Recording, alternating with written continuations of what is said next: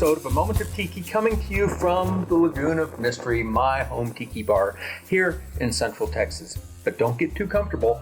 We've got a road trip planned for this episode where we are going to trek up Interstate 35 to Dallas to check out Swizzle Tiki Lounge, one of the top tiki lounges in the entire Metroplex. So grab yourself one for the road and let's go.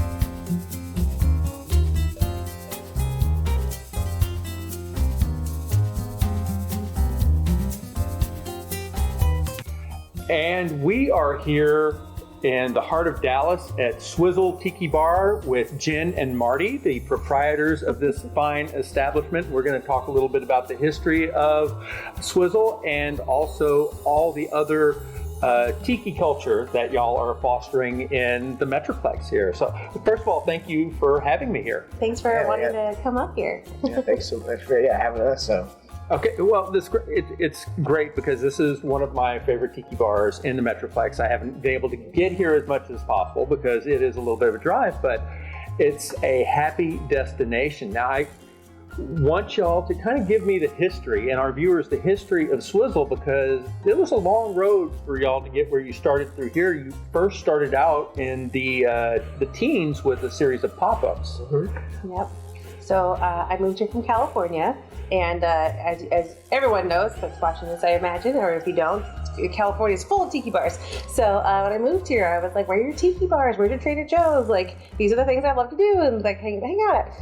And neither of those things existed in Dallas or DFW proper.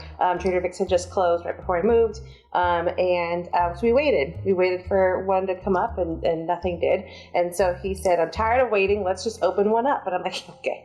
Sure, that's going to happen. Like, with what money, dude? Like, sure. So, as an idea, he decided to do pop-ups. He's like, they're doing these things in New York and in big cities. Like, let's do a pop-up. Let's build a brand. And that's kind of how it started in 2015. And then in 2016, we did our first pop-up. Mm-hmm.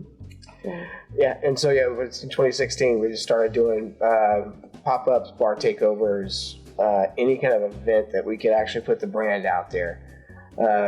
Because initially we thought we had lucked out and found the perfect spot from the get-go. And we're like, okay, we're going to do this. And then we had an investor who was, he soon to end up being an investor, but initially he was just our tutor to get us used to doing everything.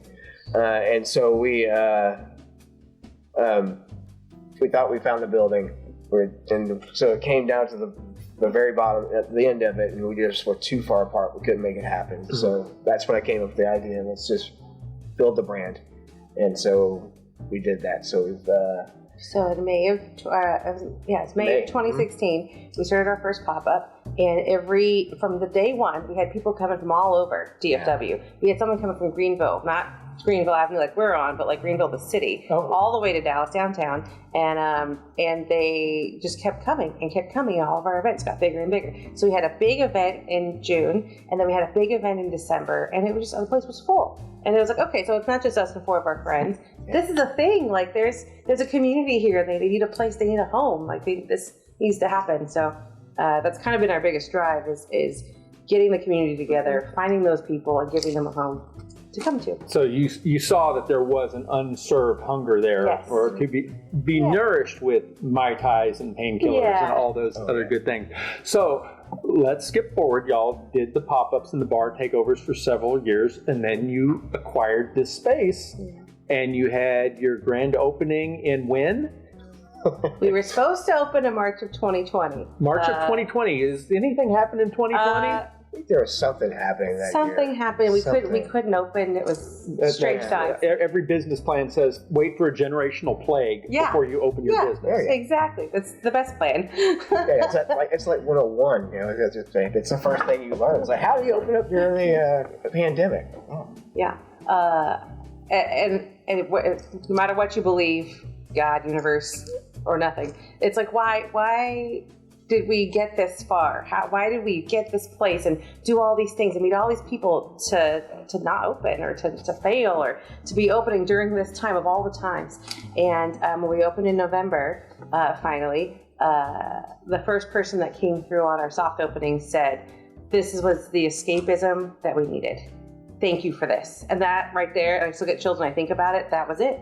And that explained that answer to me, because in my brain, for months, I'm like, and that right there was like, this is why we're here. Well, that's kind of what prompted me with A Moment of Tiki. It was the pandemic and shut down, so it was April, and I started, doing these silly videos just to share home tiki bar building techniques, because something told me there were a lot of people at home building their own tiki bars because of that stir-crazy isolation and needed that escapism. And a lot of people learned a lot of things from you. I know a lot of folks around here. A little bit from you. They really did. Like your wood techniques and all those things. I mean, that was exciting stuff for a lot of people. That's very kind. Well, since we're talking about building tiki bars, tell me a little bit about the build here. This is a really nice, lush, layered tiki experience, but there are some elements here that I think are very intentional that went in that you don't find at most other tiki bars. So what was y'all's approach to putting Swizzle together aesthetically? That was all you.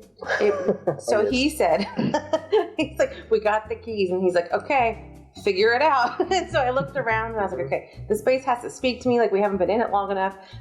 So when we started kind of redoing the bar, he actually came up with the swizzle sticks on the bar. That was from day one of the name Swizzle coming up. Even when we were Swizzle Luau Lounge in the beginning, the pop-ups, then we just became Swizzle. And too many words. That's a very cool signature, the resin sunk Swizzle sticks just all along the bar.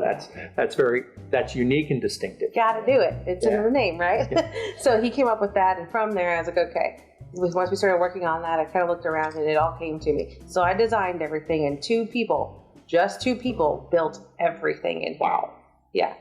A friend of ours and our old bar manager. It was amazing. They spent all night in here because we would make sure that we weren't making noise when there was other businesses open.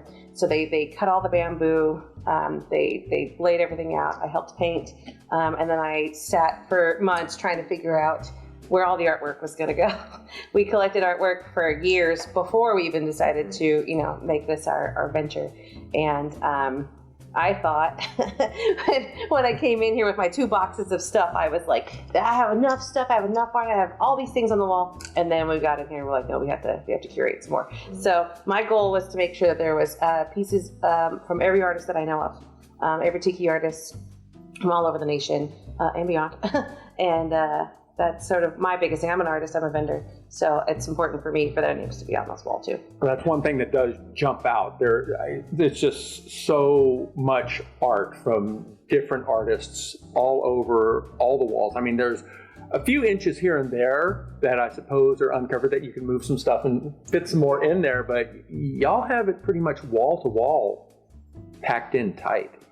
I wanted to make sure when we opened, even though it was 2020 and things were up in the air, that we would look like we had been here for a long time. Yeah. That we look like this has been collected for a long time for the day. Yeah, we wanted to be Dallas's newest, oldest bar. Yeah.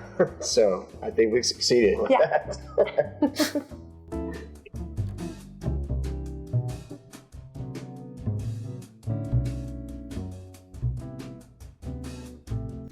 And we are here with Cody, one of the bartenders here at Swizzle. Thanks for having us, Cody. He was our bartender last night, whipped us up some really delicious cocktails.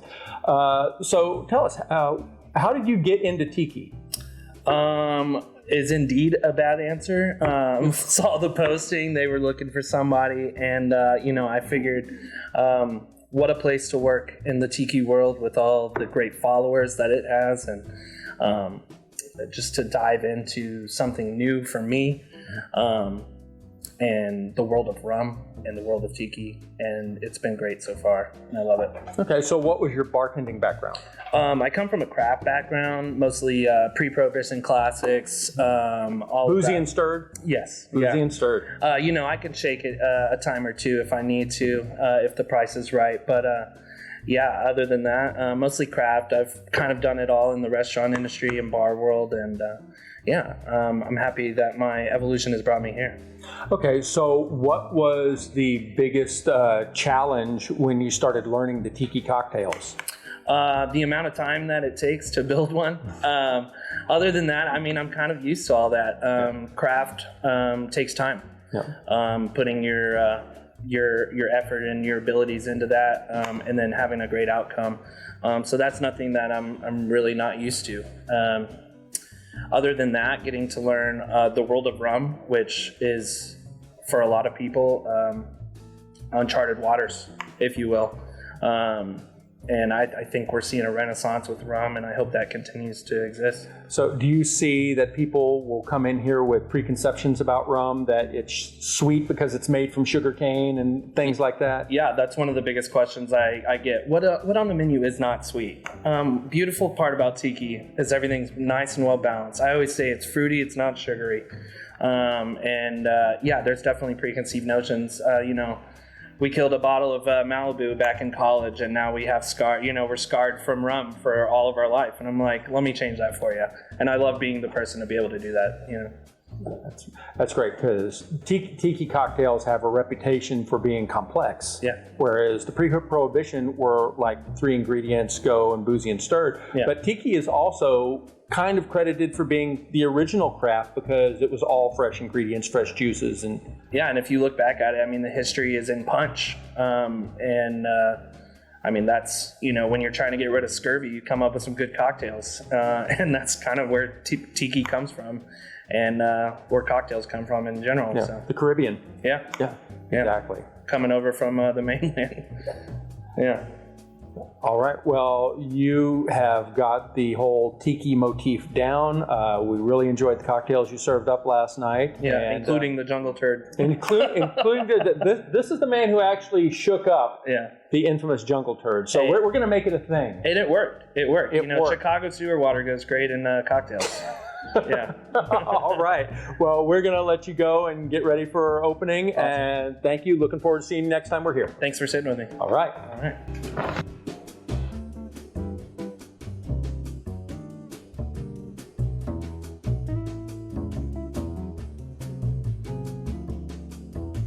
So we are here with Jesse, a random stranger we just ran into here at Swizzle. And so have you ever been to a tiki bar before? I've been to many tiki bars. Yes. Many tiki bars, okay. Are you a fan of simians who play music? Absolutely. Yeah. Yes. Go Gorillas. Gorillas. All right. So you're a local to the DFW area? Yes, sir. So have you come to Swizzle often? I do. We host a local tiki meetup for any DFW people that are watching this. We have a tiki meetup that we have once a month that kind of cycles between the 3 local tiki bars, and it's a way to get our tiki files together and kind of hang out and support the bars. And so hit me up on Texas Tiki Files. Oh, very nice. So you've been coming here for a while. You have some personal ties to Swizzle, do you not? Yes, my wife and I made most of the lamps that are here. We kind of got into it several years ago, and that's where we've put a lot of ours here. And glad to see it. So you're one of the premier tiki lamp makers in the North Texas area. Maybe. There's not many of us, but I guess that's not saying much, but sure. What do you like most about making tiki lamps? It's just a good way to find a way to have people. I like seeing them in people's faces. The reason I started making them was it wasn't really a way to get them locally without going to California or something. And so there was an opportunity. So I started making them. And then started selling them because I ran out of space in my home bars. Great. So what's your favorite thing about Swizzle? What makes this particular tiki bar special to you? The thing that makes Swizzle special is, to me, the owners. They have kind of cultivated this whole tiki culture in DFW. I don't think we'd be doing any of this without them. They run Dallas Tiki Week, and they've just been valuable, and they work themselves to death trying to make welcome tiki culture for the DFW. So. All right. Well, thank you for taking time out of your busy drinking evening. We're going to let you get back to your cocktails. All right. Thanks, Jamie. Thanks for tuning in. If you like what you see, please hit the like and subscribe buttons down below. If you really like what you've been seeing here at A Moment of Tiki, please leave a comment or maybe even share the video to your feeds. What this does is make it easier for others to find A Moment of Tiki. And if you do that, I will be grateful. Mahalo. So, y'all are not just focused on Swizzle and Dallas. Y'all are the impetus, the inspiration, the movers and shakers behind Dallas Tiki Week. Tell me a little bit about how that came about and what your goals are for the event. So we had been talking to a friend of ours who's also was a bar owner, and he was in the tiki also, and we were talking about what can we do to get tiki bigger in Dallas. And he'd also worked with a couple of brands, and so therefore we were talking, okay, well, hey, let's see about doing a couple day events and see what happens. I really wanted a bus tour. Yeah, and so we put together the first Dallas Tiki Week, and it was on the fly. It was just like we did it in 2 weeks, I believe. Oh my gosh, really? Yeah, That sounds right. Yeah, because we got the local Dallas USBG involved, right. So therefore he had lined them up. So we were doing events with the Bar Guild. Initially, it started off kind of like doing more of a thing for the local Bar Guild, but we also knew that there was the consumer side, the enthusiast side, that we also wanted to have people partake in this. Yeah. So therefore, we were like, okay, well, let's extend it from just these first, Monday, Tuesday, Wednesday. Mm-hmm. Let's extend it from Wednesday to Friday and Saturday. So he's like, all right, well, you guys go ahead and we'll make that happen. Get the enthusiasts involved in this. And so we're like, okay, we made lined up the first schedule for it. And then eventually he got busy with other things, and he's like, this is you guys. Go make it happen. Which is what everyone always wants to hear. So, yeah. It's on you. Yeah, we're like, I did. I'm a control freak, so I'm okay with it. Yeah, we were actually excited about the opportunity to actually now have a whole week that we could play with and to make the events happen. And we still, till this day, we still try to make it where it's the bar side more on the beginning of the week, and then later still build up towards consumer events and more, I think, the funner events are during that time anyway. Education's our biggest thing. Even when they would have their fun events, when the USBG did their stuff, it was like, pool parties and DJs and fun things. We're like, here's this education class about white rum, here's an education about just this brand or this brand or this brand. And I feel like that's what the tiki folks wanted around here. Maybe not other places, but we're kind of starved in our own little island over here. Jokes are not jokes, but we need it. I've been impressed by your panel and event lineup with the guest speakers that you've brought in, and they're fun events like say the home bartender contest, where you learn how not to make a generic tiki drink. Exactly. You may get yelled at. You may get yelled at. So some not judges may hold a grudge. Hey Russell, how you doing? But that was a blast. It's just so much fun. The speakers and everything. It's really taken on a life beyond just the Metroplex. That people within Texas and even beyond Texas are noticing that, hey, they are putting together some really fine events there that are worth attending. And I know that I am trying to clear my schedule so I can attend more of it this coming year. Awesome. And when is in 2025? Not to date the episode too much. When is Dallas Tiki Week in 2025? June 8th to the 15th. Right at the beginning of summer. So we avoid those triple-digit days up here. All right. So we'll see you there, right? Okay. So when y'all were putting together the bar, what was your philosophy in developing the menu? We always wanted to because Tiki has this stigma of being known as being sweet, and so boat drinks. Yeah. And I'm like, there's a difference between Tiki and tropical. Tropical to me is the sweeter drinks. But yeah, so we just really wanted to get some weird, fun things out there. Okay. More audacious, spirit forward. But have fun with it. Get weird with it. But also stick to the traditional. Because I still stick with the 2 to 3 ounces of spirit, citrus, and then baking spices. So I always keep those. That's my principle. As my bar staff, they know when they're designing cocktails. That's the rules. You have that window. That's your guideline. Have fun with it. So y'all have a nice mix of classics and originals on your menu. And spoiler alert, I was here last night doing research. Yes. And one of the cocktails I had on your menu was just phenomenal. It was wholly within the Tiki sphere, but it had a combination of flavors that I'd never encountered before. That was the Storm Cloud. Mm-hmm. Tell me a little bit about the origins of that, because you were telling me last night, and I thought that was fascinating. Yeah, so we were fortunate enough to be invited to go to participate in the Hukilau last year. So I knew that I wanted to really put us out there and just full throttle, give them an experience what we have at Swizzle. So my basis was loosely on the white cloud. So eventually, but I was like, I want this to be spirit forward. I want to have some savory notes to it. So we used rum fire, Angostura Amaro, Falernum is where I pulled in from my citrus. So at the end of the day, the white cloud and the storm cloud, the only thing they have in common is coconut. That's it.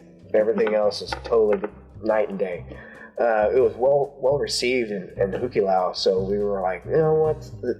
The team at the time had worked together to put that drink together for us. So I was like, let's just put it on the menu.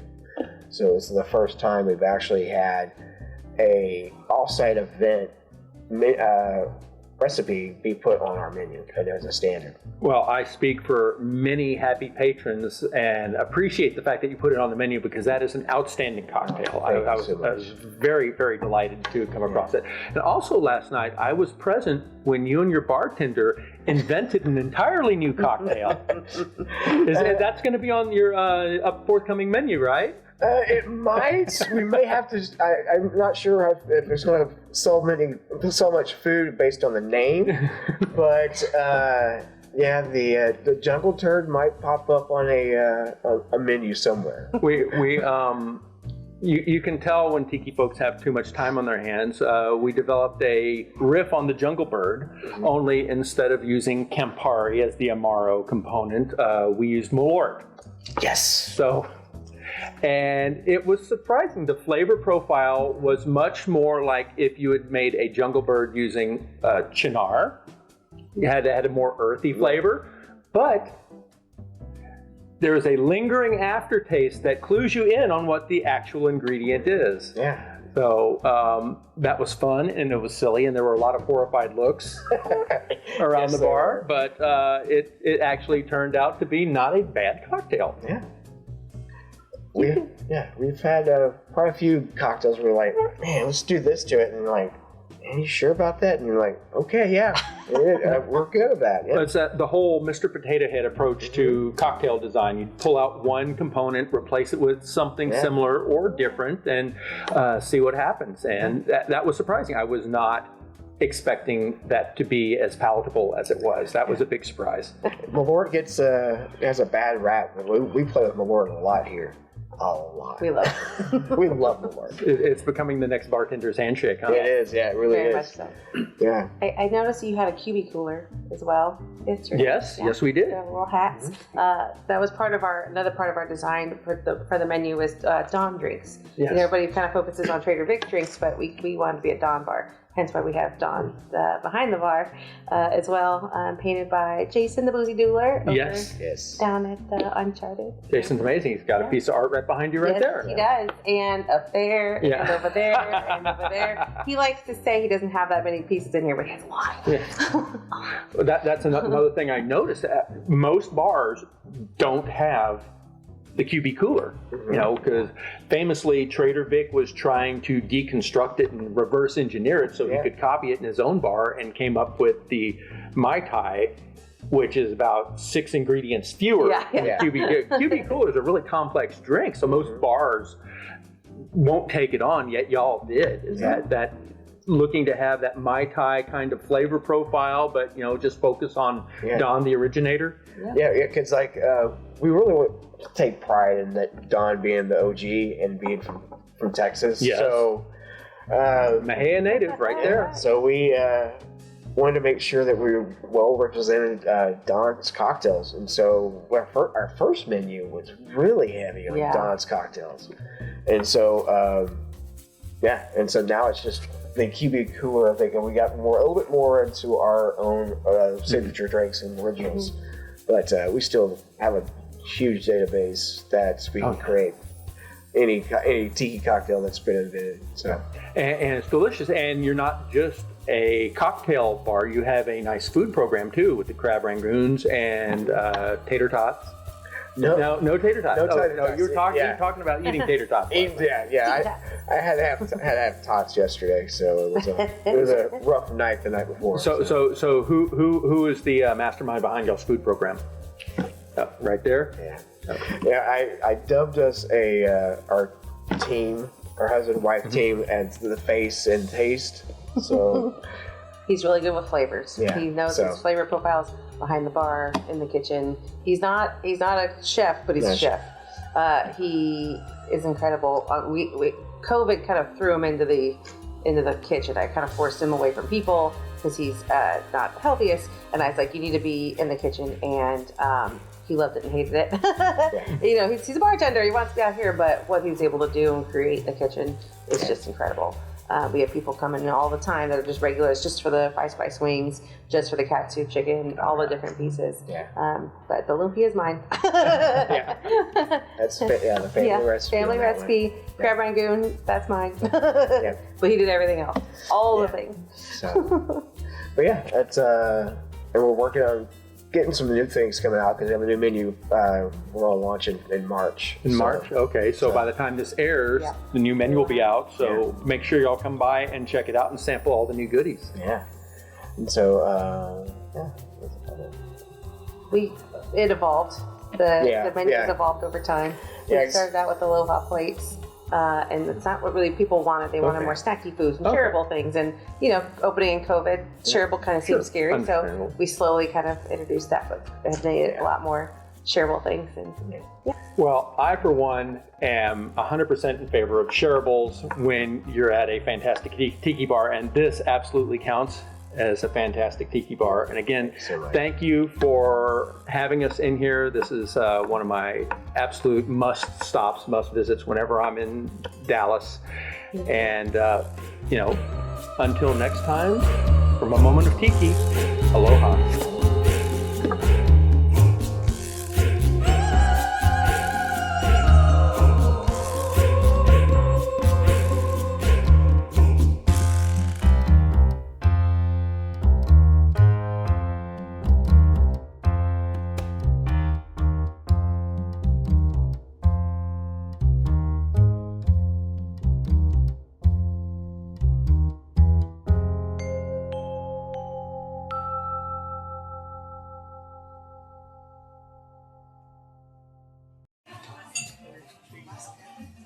We've got to record this for posterity.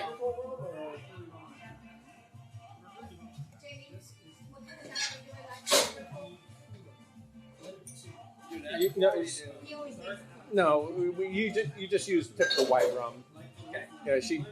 I mean, agricole would be a great daiquiri, but that would be kind of a cheap punch, all gussied up. Jerry bitters a typo, or that's a thing? Jerry bitters.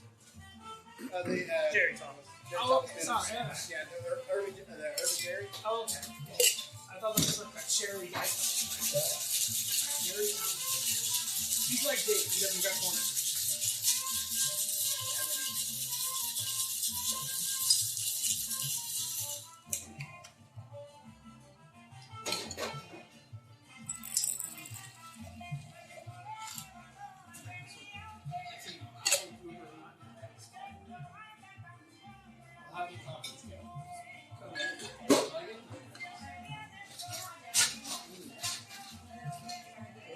Is it just spec?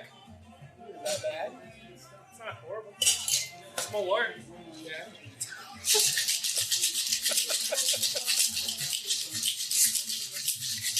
So what's the garnish on this thing? Extensive. Typically we do the ham fronts up. Goes down.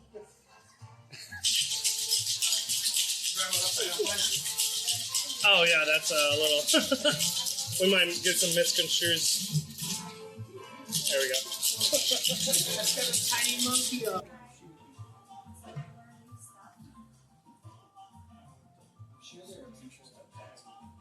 It's just got the lasting part on the back end.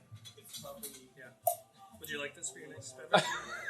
It's really, it's yeah.